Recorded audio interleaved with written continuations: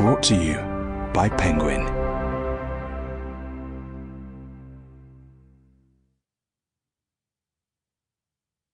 The Non-Monogamy Playbook, exploring polyamory and open relationships with confidence.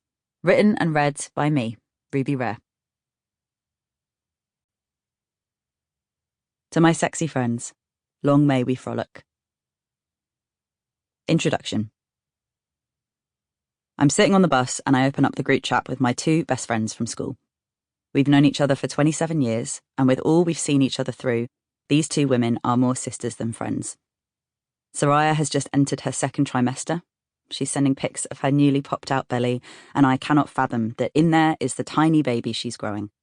And Adrita just got engaged in New York, surrounded by adoring family. Me? I'm on my way to a queer sex party where I'm about to get absolutely railed in the corner of a sweaty basement filled with thumping techno. Being in your 30s is weird. In recent years, the conversations about engagements, babies, and mortgages have really ramped up. I've been assured by my older and wiser friends that this is an early 30s thing, and the pressure to achieve all of this will chill out in a couple years. But currently, it's a lot. None of these are inherently bad, but the prescriptive nature of it all feels stifling. There's a clear script of what my life could, and maybe even should, look like across the next few decades. I am genuinely celebrating my friends' choices and big life moments, but I'm struggling to separate this from the pressure I feel to join them. Because the underlying thing that is presumed within all of these moments is monogamy, and that's not part of my life anymore. Are you feeling a similar sort of pressure and uncertainty? Like the roadmap your life is supposed to be on just isn't feeling quite right? If you've picked up this book, chances are you're curious to see if there are other ways of doing things that might suit you better. If that's the case, welcome. It's really good to have you here. We all exist in relation to the people who surround us. Relationships are what define us. But we're taught to put the romantic one above all others. Emphasis on the one. And I think that's weird. In my queer circles, there's been lots of chat about growing up in environments that from birth assumed our straightness, known as compulsory heterosexuality. But what's less addressed is the compulsory monogamy that's also assumed. Think M&S meals for two, couples discounts on Trainline, and every rom-com ever.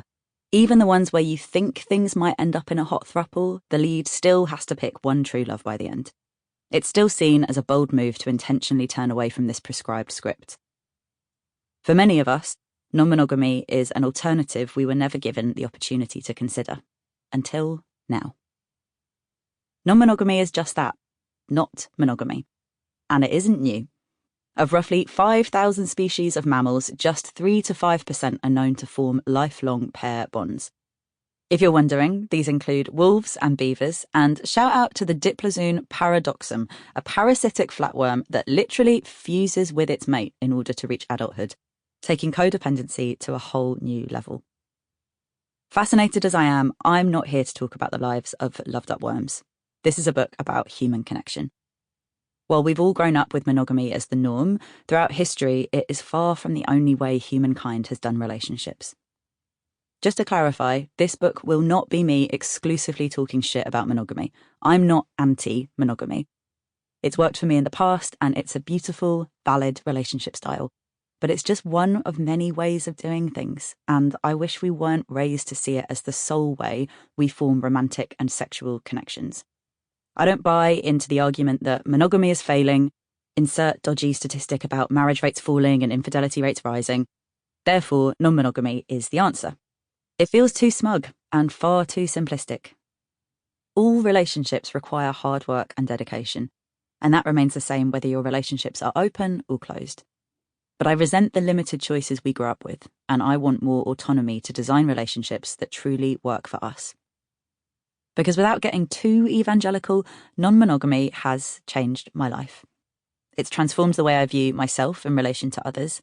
It's helped me deconstruct the damaging messages I inherited about traditional relationships and my gendered place within them. It's allowed me to stop feeling guilty for wanting more out of my romantic and sexual life. I never thought I'd feel this settled and exploratory simultaneously. It's introduced me to some truly special people, many of whom are platonic connections. And not to brag, but I have had some pretty banging sex as a result of all this. It's not the main reason I'm... Sample complete. Ready to continue?